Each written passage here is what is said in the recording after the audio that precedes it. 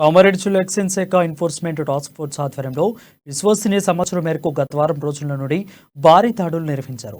ఈ దాడులలో కామారెడ్డి జిల్లా కుప్రేల్ గ్రామానికి చెందిన వ్యక్తిని పట్టుకోగా, మెడ్చల్ జిల్లా కుత్బుల్లాపూర్ పరిధిలో బోరంపేట, బాచుపల్లి ప్రాంతాల్లో ఉమ్మడి Nizamabad excise enforcement task force పోలీసులు దాడులు నిర్వహించారు. తీగలాగితే డొంక కదిలినట్టు కుప్రేల్కు చెందిన ఒక వ్యక్తిని పట్టుకోగా, హర్యానా, గోవా డిఫెన్స్కు చెందిన సుమారు 22,79,000 రూపాయల విలువ గల 497 అక్రమ మద్యం బాటిళ్లు, ఒక కారు, 8 మొబైల్ ఫోన్లు పోలీసులు స్వాధీనం చేసుకున్నారు.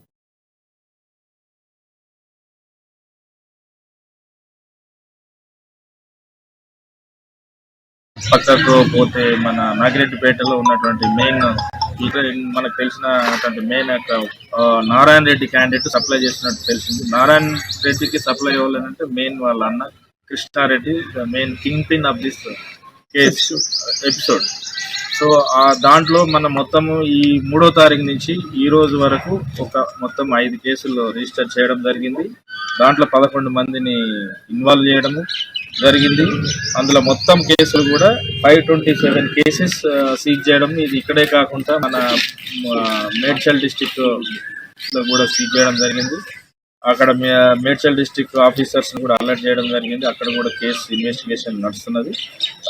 527 bottles of Goa liquor, Haryana liquor and defence liquor ఉన్నది. అట్ ద సేమ్ టైం మొత్తం ఒక కార్